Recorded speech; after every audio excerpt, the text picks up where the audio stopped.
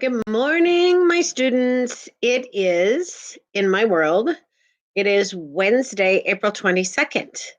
And I am ready to put chapters 22 and 23 on the channel for you to start working on. And then I will also be adding 24 and 25 later on today. So grab your books. If you remember when we left off, Tom Robinson was convicted. And Jem is a mess because he doesn't understand. According to the evidence, he should be innocent. And we know that we have some people lying. So at the end of 21, Atticus was walking out of the courtroom. He could have gone the short way, but he chose to walk down the aisle out to the front of the courthouse. And in doing so, all of the African Americans stood to pay their respects to him. They knew what was going to happen, but it is the thought that someone who was white was going to do their best to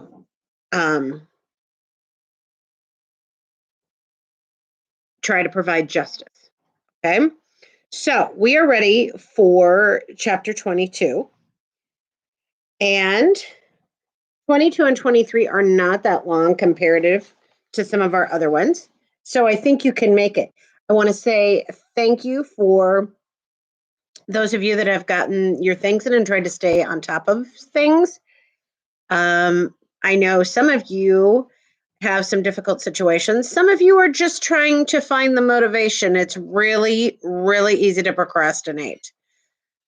But some of you also found out when you procrastinate, and then it's all piled up at the end, that's a little overwhelming. Welcome to life. So take it in chunks. Do what I tell you to do, and you're going to be okay. All right. So here we go. Chapter 22. It was Jim's turn to cry. His face was streaked with angry tears as we made our way through the cheerful crowd. It ain't right, he muttered all the way to the corner of the square where we found Atticus waiting. Atticus was standing under the streetlight looking as though nothing had happened. His vest was unbuttoned, his collar and tie were neatly in place, and his watch chain glistened. He was impassive. He was his impassive self again. It ain't right, Atticus, said Jim. No, son, it's not. It's not right. We walked home, and Aunt Alexandra was waiting up. She was in her dressing gown, and I could have sworn she had her corset on underneath it. I'm sorry, brother, she murmured. Having never heard her call Atticus brother before, I stole a glance at Jim, but he was not listening. He would look up at Atticus and then down at the floor, and I wonder if he thought Atticus was somehow responsible for Tom Robinson's conviction. Is he all right? Auntie asked, indicating Jim. He'll be so presently, said Atticus. It was a little too strong for him. Our father sighed. I'm going to bed, he said, and if I don't wake up in the morning, don't call me. Well, I didn't think it was wise in the first place to send them. This is their home, sister, said Atticus. We've made it this way for them, and they might as well learn to cope with it. But they don't have to go to the courthouse and wallow in it. It's just as much Macomb County as missionary teas. What's he saying there? That the courthouse is just like Aunt Alexandra's missionary teas. Think about it. Is there a lot of gossiping that goes on with those women at the missionary teas? And just like we saw, the old cronies sitting outside, they don't have to be old. They don't have to be old. But Harper says we got a group of elderly men that they just seem, implication is that they're wealthy and they just sit there and they get to gossip and judge everybody going in and out of the courthouse. Because, they're perfect. Okay? Sarcasm. Okay? Atticus, Aunt Alexandra's eyes were anxious. You are the last person I thought would turn bitter over this. I'm not bitter. I'm just tired. Going to bed. Atticus, said Jim bleakly. He turned in the doorway. What, son? How could they do it? How could they? I don't know, but they did it. And they've done it before, and they did it again, and they did it tonight, and they'll do it again. And when they do it, it seems that only the children weep. Good night. But things are always better in the morning. Atticus rose at his usually ungodly hour, and he was in the living room behind the mobile register when we stumbled in, and Jim's morning face posed the question his sleepy lips struggled to ask. It's not time to worry yet, Atticus reassured him. As we went to the dining room, we're not through it yet. There'll be an appeal, and you can count on that. And gracious alive, Cal, what's all this? He was staring at his breakfast plate. I'm sorry, guys, but this gets to me. And you'll see. Calpurnia said, Tom Robinson's daddy sent you along this chicken this morning, and I fixed it.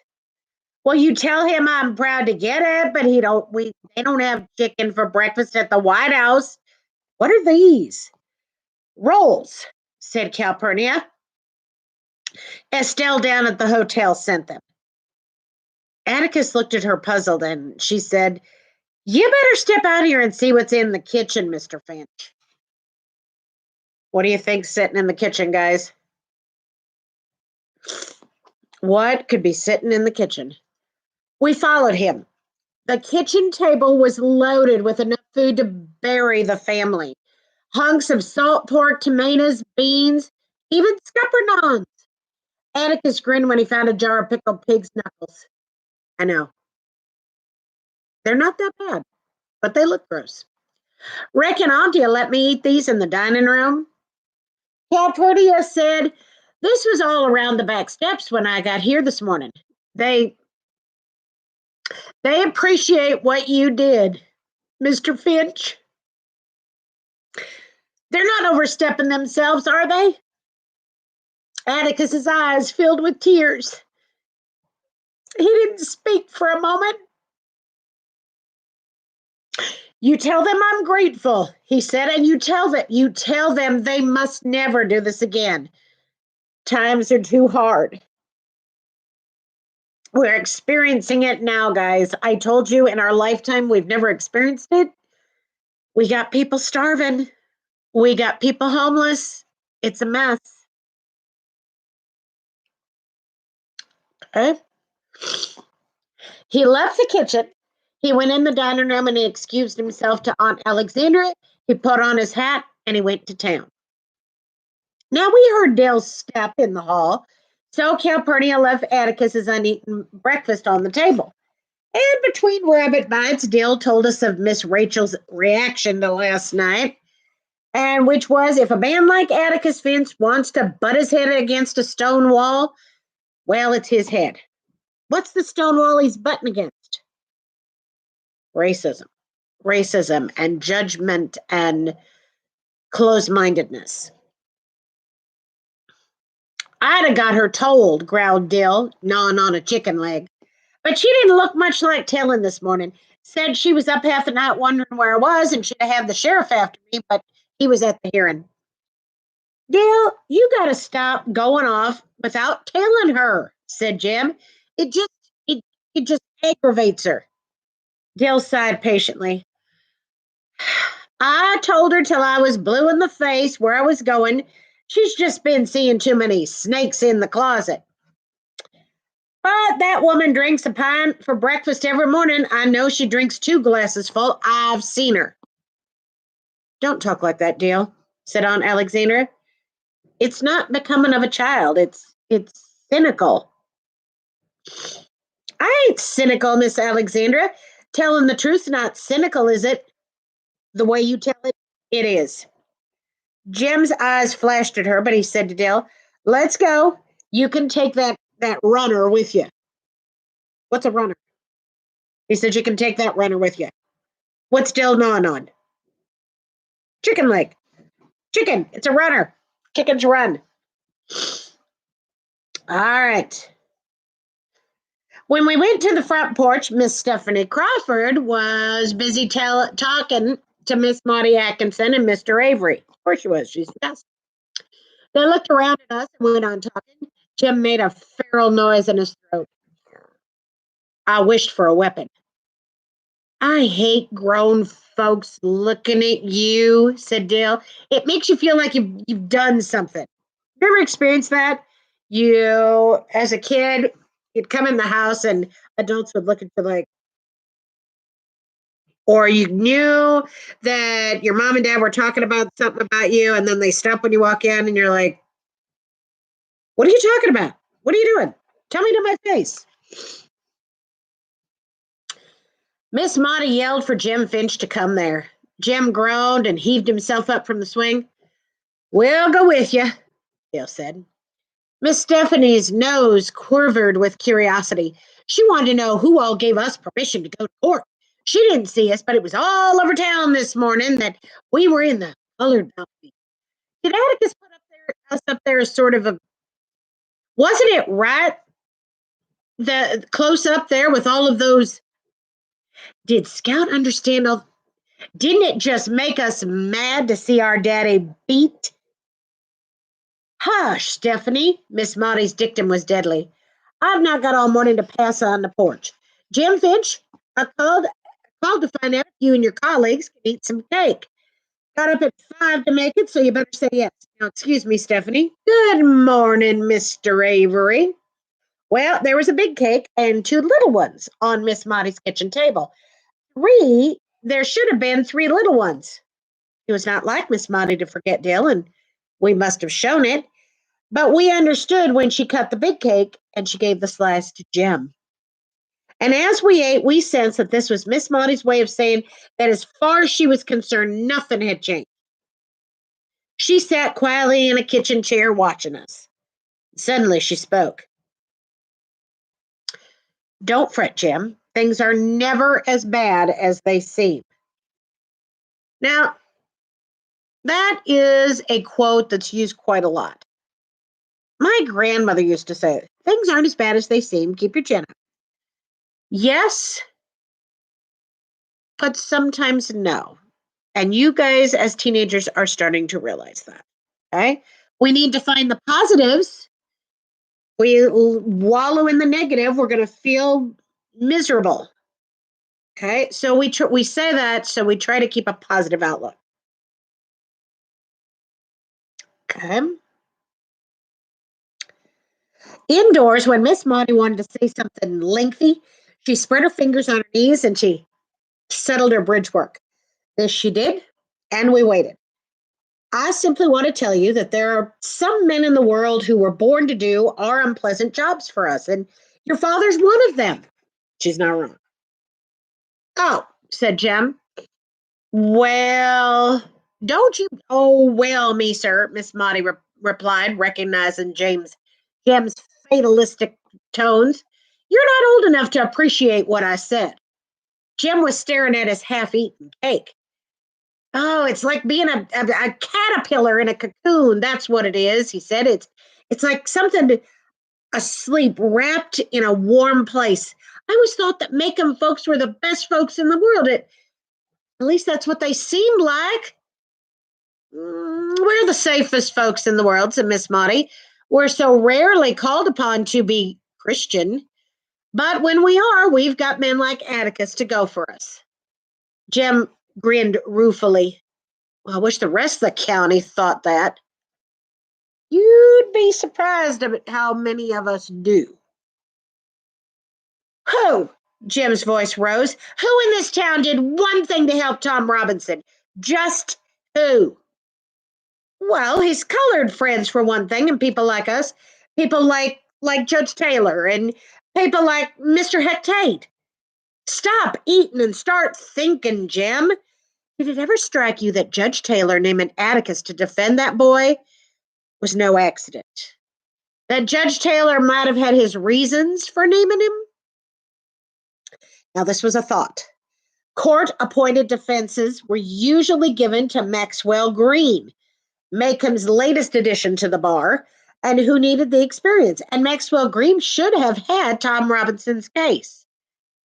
Now, you think about that, Miss Maudie was saying, is no accident. I saw sitting there on the porch last night. I was sitting there on the porch last night waiting, and I waited to see you all come down the sidewalk. And as I waited, I thought, Atticus Finch, he won't win. He can't win. But he's the only man in these parts who can keep a jury out so long in a case like that. Now, remember what I said. The longer that they're out as a jury, then that means that they're thinking about that whole idea of reasonable doubt. Cannot convict if you have reasonable doubt, in theory. So they were out for a while debating whether they throw Tom under the bus or if they acquit him, because they know what the E-Wells are like. All right. And I thought to myself, well, we're making a step. It's just a baby step, but it's a step. You guys have heard me say, sometimes it feels like we as human beings, we take 3 steps forward and 2 steps back, or 2 steps forward, 1 step back. That's what Maudie's saying. Okay. It's all right to talk like that. I can't have any Christian judges and lawyers make up for the heathen juries, Jem muttered. As soon as I get grown, well, that's something you're going to have to take up with your father, Miss Maudie said. We went down to Miss Maudie's cool steps into the sunshine and found Mr. Avery and Miss Stephanie Crawford still at it. They'd moved down the sidewalk and they were standing in front of Miss Stephanie's house. And Miss Rachel was walking toward them. I think I will be a clown when I'm grown, said Dill. Jim and I stopped in our tracks. Yes, sir. A clown. He said, there ain't one thing in this world I can do about folks except laugh. So I'm going to join the circus and laugh my head off. Dill is profound. Let's just put it like that. Dill is profound. You got it backwards, Dill, said Jim. Clowns are sad. It's folks that laugh at them. Well, I'm going to be a new kind of clown. I'm going to stand in the middle of the ring and I'm going to laugh at folks. Just look yonder, he pointed. Every one of them ought to be riding broomsticks, meaning that they're all witchy. Aunt Rachel already does. Miss Stephanie and Miss Rachel were waving wildly at us in a way that did not give the lie to Dill's observation. Oh, gosh, breathed Jim. I reckon it'd be ugly not to see him. But something was wrong. Mr. Avery was red in the face from a sneezing spell and nearly blew us off the sidewalk when we came up. And Miss Stephanie was trembling with excitement, and Miss Rachel caught Dill's shoulder. You get on in the backyard and you stay there. She said, there's danger coming. What's the matter? I asked. Ain't you heard yet? It's all over town. At that moment, Aunt Alexandra came to the door and she called us. She was too late. It was Miss Stephanie's pleasure to tell us. This morning, Bobby Will stopped Atticus on the post office corner, spat in his face, and told him he'd get him if it took him the rest of his life. Direct threat? Yeah, betcha. All right. So now we are ready for chapter 23. You with me? Good. Well, I wish Bobby wouldn't chew tobacco. That was all Atticus had said about it. And according to Miss Stephanie Crawford, however, Atticus was leaving the post office when Mr. Ewell approached him, cursed him, spat on him, and threatened to kill him. Now, Miss Stephanie, who by the time she had told it twice there, and she had seen it all, passing by from the jitney jungle, she was. Miss Stephanie said Atticus didn't bat an eye. He just took out his handkerchief, wiped his face, stood there, and let Mr. Ewell call him names wild horses couldn't get her to repeat. Mr. Ewell was a veteran of an obscure war. That plus Atticus's peaceful reaction probably prompted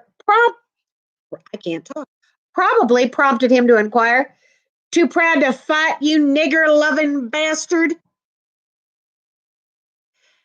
Now, I know some of my students that if they were countered with that, there'd be a good game of fisticuffs going. And some would feel bullied, but Atticus doesn't play that game. Doesn't feed into the behavior. Okay? Miss Stephanie said Atticus said, "No, too old." Put his hands in his pockets, and he strolled on. Miss Stephanie said, "You had to hand it to Atticus Finch. He could be right dry sometimes." Atticus and I didn't think it was entertaining. "After all, though," I said, "he was the deadest shot in the county one time. He could, he wouldn't carry a gun, Scout. He ain't even got one," said Jim. He didn't even have one down at the jail that night. He told me having a guns around is an invitation for somebody to shoot you." Well, this is different. I said we could ask him to borrow one. We did, and he said, "Nonsense." Now, Dill was of the opinion that an appeal to Atticus's better nature might work. After all, we would starve if Mr. Ewell killed him. Besides, be raised exclusively by Aunt Alexandra, and we all knew the first thing she'd do before Atticus was under the ground good would be to fire Calpurnia. Jim said it might work if I cried and I flung a fit, being young and a girl. It didn't work either. But when he noticed us dragging around the neighborhood, not eating, taking little interest in our normal pursuits, Atticus discovered how deeply frightened we were. He tempted Jem with a new football magazine one night, and when he saw Jem flip the pages and toss it aside, he said, "What is bothering you, son?" Jem came to the point. "Mr. Ewell, well, what's happened?" "Well, nothing's happened. We're scared for you, and we think you ought to do something about it." Atticus smiled wryly. Do what? Put him under a peace bond? "Well, when a man says he's going to get you, it looks like he means it." "He meant it when he said it," said Atticus. "Jem, see if you can stand in Bob Ewell's shoes for a minute." Now, I destroyed his last shred of credibility at this trial, if he had any to begin with. The man had to have some kind of comeback. His kind always does. So if spitting in my face and threatening me saved Mayella Ewell one extra beating, well, then that's something I'll gladly take. He had to take it out on somebody, and I'd rather it be me than that house full of children out there. You understand?" Jim nodded. Aunt Alexandra entered the room as Atticus was saying, "We don't have anything to fear from Bobby. Well, he got it all out of his system that morning." "Well, I wouldn't be so sure about that, Atticus," she said. "His kind to do anything to pay off a grudge. You know how those people are." "Well, what on earth could Ewell do to me, sister?" "I don't know, something furtive," Aunt Alexandra said. "You may count on that." What do you think furtive means? Knowing Bob Ewell, think about the context of it. Something sneaky, underhanded, nasty, all of the above. "Nobody has much chance to be furtive in makeup," Atticus answered. And after that, we were not afraid. Summer was melting away, and we made the most of it. Atticus assured us that nothing would happen to Tom Robinson until the higher court reviewed his case, and that Tom had a good chance of going free, or at least having a new trial. He was at the Enfield Prison Farm, 70 miles away in Chester County, and I asked Atticus if Tom's wife and children were allowed to visit him, but Atticus said no. "Well, if he loses his appeal," I asked one evening, "what'll happen to him?" "He'll go to the chair," said Atticus, "unless the governor commutes his sentence. It's not time to worry yet, Scout. We've got a good chance." Now, Jim was sprawled on the sofa reading Popular Mechanics, and he looked up. It ain't right. He didn't kill anybody, even if he was guilty. He didn't take anybody's life. Well, you know, rape's a capital offense in Alabama, said Atticus. Well, yes, sir, but the jury didn't have to give him death. If they wanted to, they could have given him 20 years. Given, said Atticus. Tom's a colored man, Jim. No jury in this part of the world is going to say, we think you're guilty, but not very on a charge like that. It was either a straight acquittal or nothing. Jim was shaking his head. I know it's not right, but I can't figure out what's wrong. Maybe rape shouldn't be a capital offense. That tells you right there, guys, that he does not understand the whole idea of what rape really is, sexual assault is. Atticus dropped his newspaper beside his chair, and he said he didn't have any quarrel with the rape statute, none whatever, but he did have deep misgivings when a state asked for and the jury gave a death penalty on purely circumstantial evidence.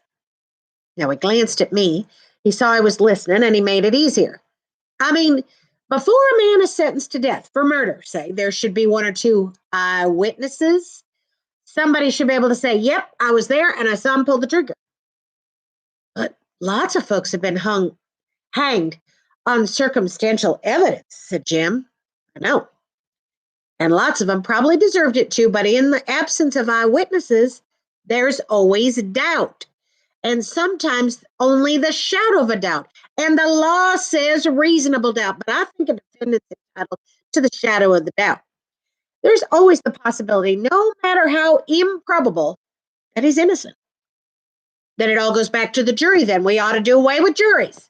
Jim was adamant. Atticus tried hard not to smile, but couldn't help it. You're rather hard on us, son. I think maybe there might be a better way. Change the law. Change it so that only judges have the power of fixing the penalty on capital cases.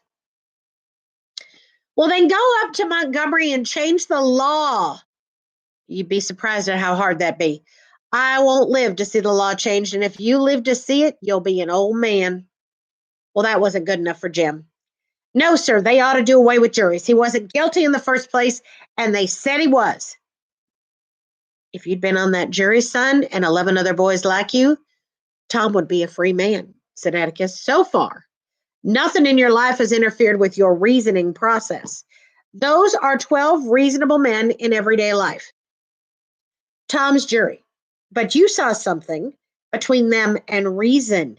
You saw the same thing that night in front of the jail. You see, guys, emotions get in the way, or you're used to something. That's the way we've always done it. Okay. When that crew went away, they didn't go as reasonable men. They went because we were there. There's something in our world that makes men lose their heads. They wouldn't be fair if they tried. In our courts, when it's a white man's word against a black man's, the white man always wins. They're ugly, but those are the facts of life. Doesn't make it right, said Jim stolidly. He beat his fist softly on his knee. You just can't convict a man on evidence like that. You can't. You couldn't, but they could, and they did. The older you grow, the more of it you'll see. The one place where a man ought to get a square deal is in a courtroom, be he any color of the rainbow. But people have a way of carrying their resentments right into the jury box. And as you grow older, we'll see white men cheat black men every day of your life. But let me tell you something, and don't you forget it. Whenever a white man does that to a black man, no matter who he is, how rich he is, or how fine a family he comes from, that white man is trash. Now, Atticus was speaking so quietly, his last word crashed on our ears. I looked up and his face was vehement. There is nothing more sickening to me than a low-grade white man who'll take advantage of a Negro's ignorance. Don't fool yourselves. It's all adding up, and one of these days we're going to pay the bill for it. And I hope it's not in your children's time.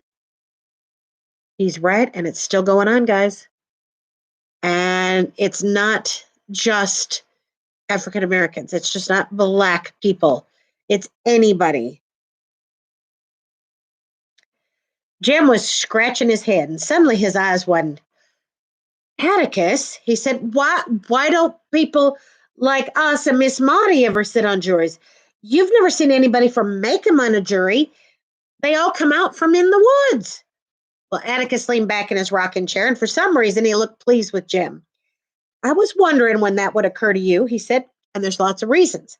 For one thing, Miss Maudie can't serve on a jury because she's a woman. Yeah, hasn't been that long, guys. Hasn't been that long.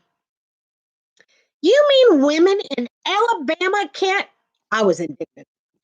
I do. And I guess it's to protect our frail ladies from sordid cases like Tom's.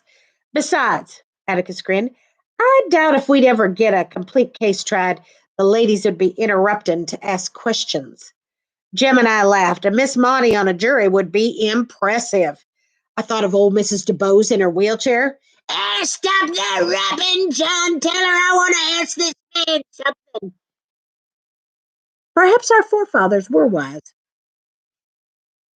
Atticus was saying, with people like us, that's our share of the bill. We generally get the juries we deserve. Now, our stout Macomb citizens aren't interested in the first place. And in the second place, they're afraid. And then, afraid. Why? Asked Jim. Well, what if, say, Mr. Linkdees had to decide the amount of damages to award to, say, Miss Maudie when Miss Rachel ran over her with a car? Now, Link wouldn't like the thought of losing either lady's business at his store, would he? So he tells Judge Taylor he can't serve on the jury because he doesn't have anybody to keep the store for him while he's gone. So the Judge Taylor excuses him. And sometimes he excuses him wrathfully. And that happens today, guys. That's why you've got to have that impartial jury. And you can't have someone with a bias. You don't want someone with that bias. Okay? Well, what made him think either one of them would stop trading with him? I asked. Jim said, well, Miss Rachel would. Miss Maudie wouldn't. But a jury's vote's secret, Atticus. Our father chuckled. You have many miles to go, son. A jury's vote's supposed to be secret.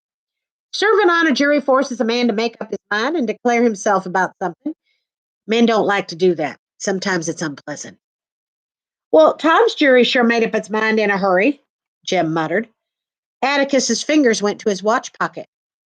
No, it didn't, he said, more to himself than to us.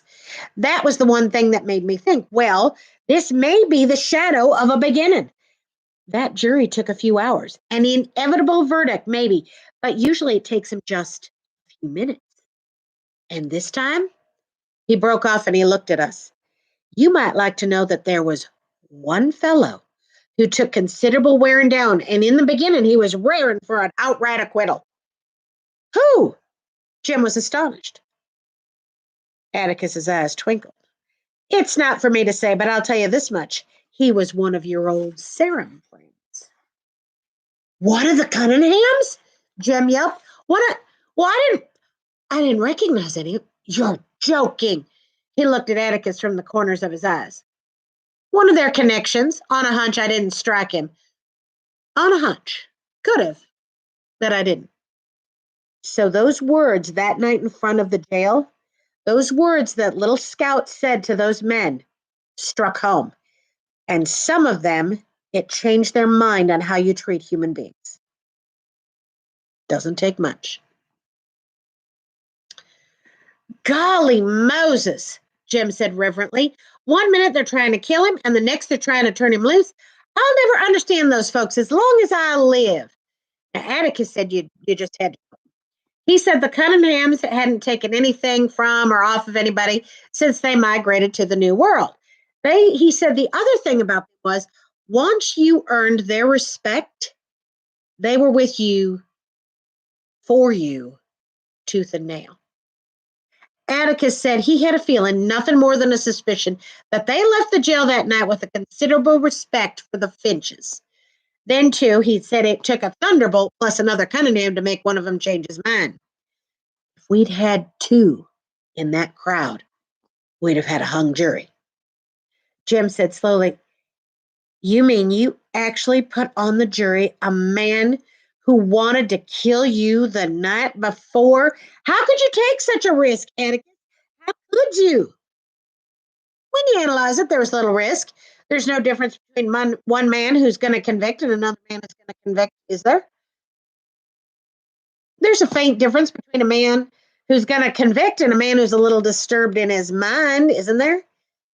He was the only uncertainty on the whole list. What kin was that man to Mr. Walter Cunningham? I asked. Atticus rose and stretched and yawned. It was not even our bedtime, but we knew he wanted a chance to read his newspaper. He picked it up, he folded it, and he tapped my head.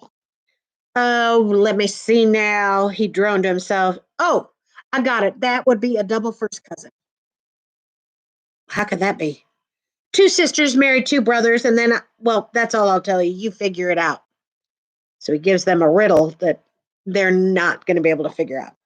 I tortured myself and I decided that if I married Jim and Dill had a sister whom he married, our children would be double first cousins. No. "Gee, Minity, Jim," I said when Atticus had gone. "They're funny folks. Did you hear that, Auntie?" Aunt Alexandra was hooking a rug and not watching us, but she was listening. She sat in her chair with her work basket beside it, her rug spread across her lap. Why ladies hooked woolen rugs on boiling days, it never became clear to me. "I heard it," she said.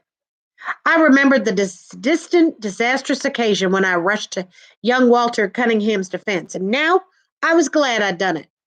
Soon as school starts, I'm going to ask Walter home to dinner, I planned, having forgotten my private resolve to beat him up the next time I saw him. He can stay over sometimes after school, too. Atticus could drive him back to Old Salem.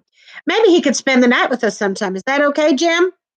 "We'll see about that," Aunt Alexandra said.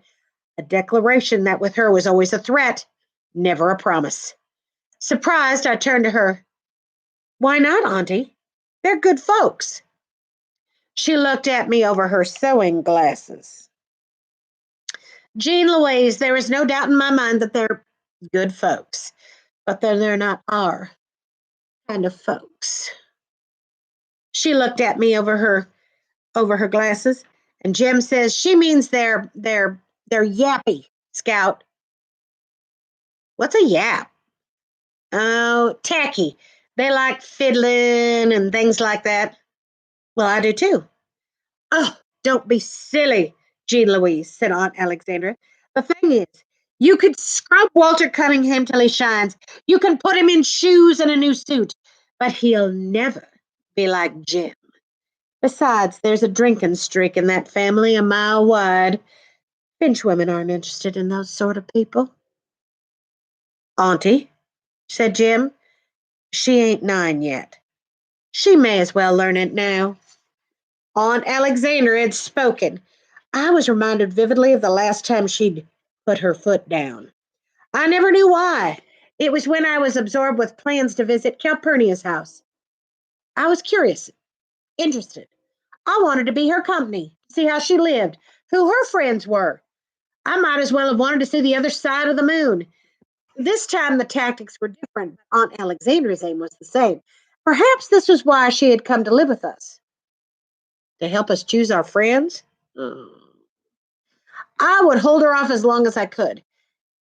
Well, if they're good folks, why can't I be nice to Walter? I didn't say not to be nice to him. You be friendly. You should be friendly and polite to him. You should be gracious to everybody there. But you don't have to invite him home. Well, what if he was kin to us, Auntie? The fact is, he is not kin to us. But if he were, my answer would be the same. Auntie, Jim spoke up. Atticus says you can choose your friends, but you sure can't choose your family. And they're still kin to you no matter whether you acknowledge them or not. And it makes you look right silly when you don't. Well, that's your father all over again, said Aunt Alexandra. And I still say that Jean Louise will not invite Walter Cunningham to this house. If he were her double first cousin once removed, he'd still not be received in this house unless he comes to see Atticus on business. Now that is that. Well, she had said indeed not, but this time she would give her reasons. But I want to play with Walter, Auntie. Why can't I? She took off her glasses and she stared at me. I'll tell you why, she said. Because he is trash. That's why you can't play with him. I'll not have you around him picking up his habits and learning Lord knows what.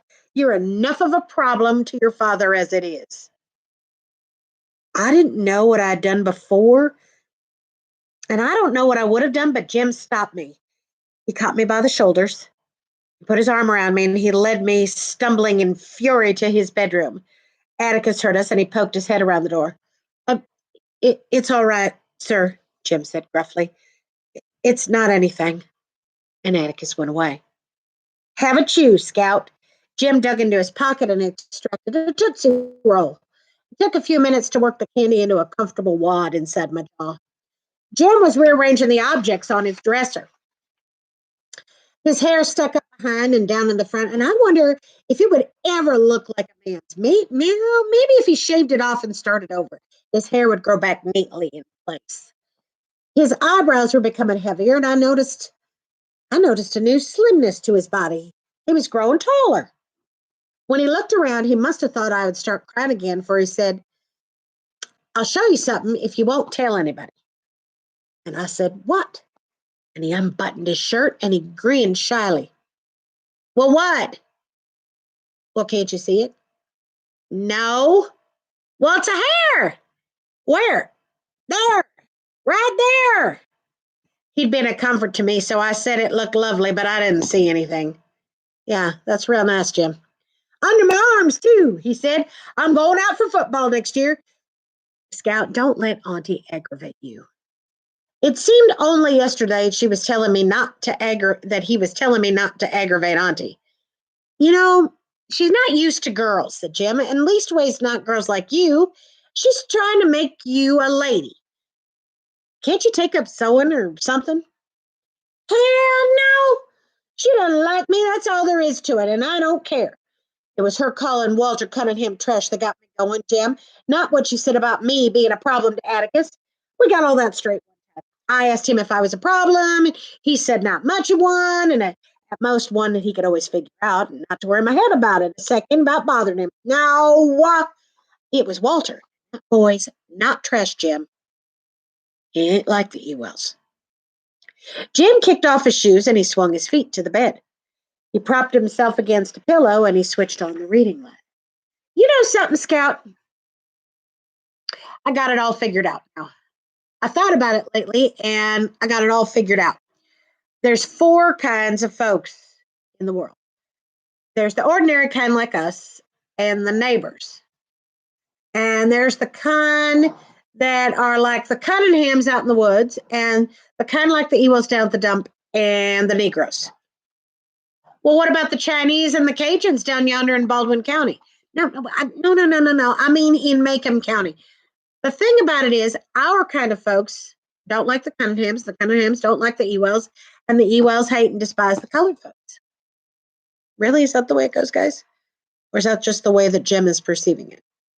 What shows us Jim may be older, but Dill and Scout have they've got a deeper,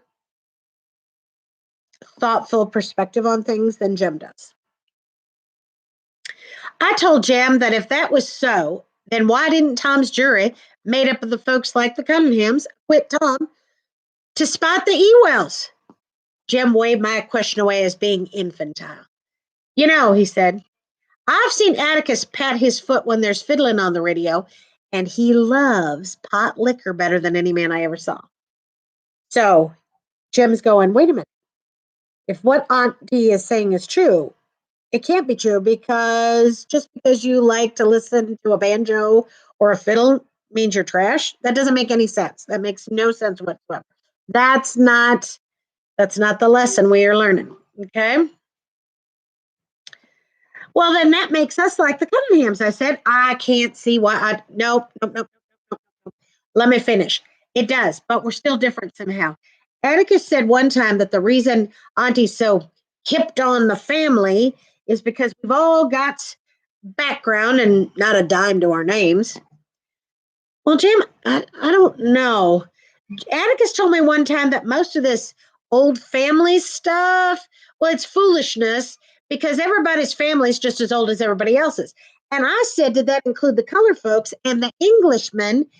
And he said, yes. Background doesn't mean old family. He said, Jim, I think it's how long your family's been reading and writing. Scout, I've studied this real hard, and that's the only reason I can think of. Somewhere along when the Finches were in Egypt, one of them must have learned a hieroglyphic or two when he taught his boy. Jim laughed. Imagine Auntie being proud of her great granddaddy could read or write. Ladies pick funny things to be proud of. Well, I'm glad he could, or who would have taught Atticus and them? And if Atticus couldn't read, you and I'd be in a fix. And I don't think that's what background is to him. Well, then how do you explain why the Cunninghams are different? Mr. Walter can hardly sign his name. I've seen him. We've just been reading and writing longer than they have. No, everybody's got to learn. Nobody's born knowing. That Walter's as smart as he can be.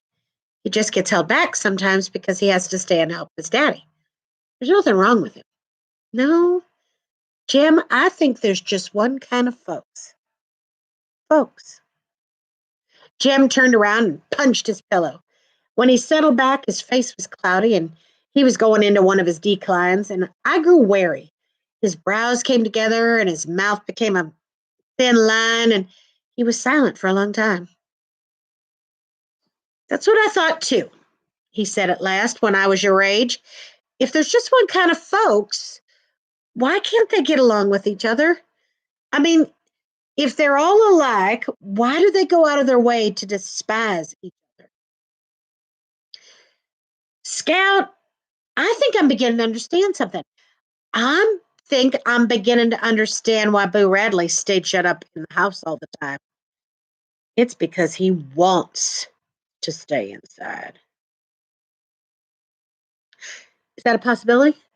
At this point, Boo, some agoraphobia, but he knows that folks will be rude and crude and talk about him, and it's not worth it. It's easier to stay inside. It's easier to be alone than to be bullied. It's easier to be alone than to have people make you uncomfortable. Let that sit and spin, guys. So, and Scout's definitely, she's like, Jen, that doesn't make any sense. It makes absolutely no sense. People are people. Behavior is learned. You will learn it. And our experiences play into that. But you got to try to keep an open mind and an open heart and not let it wear and break you down. You can grieve, you can be angry, you can be happy, but you cannot let the world break you down. Not to that extent. There are so many wonderful things to experience in our world. Letting that kind of stuff get to you, woof. Woof, woof, woof. All right, so there's 22 and 23.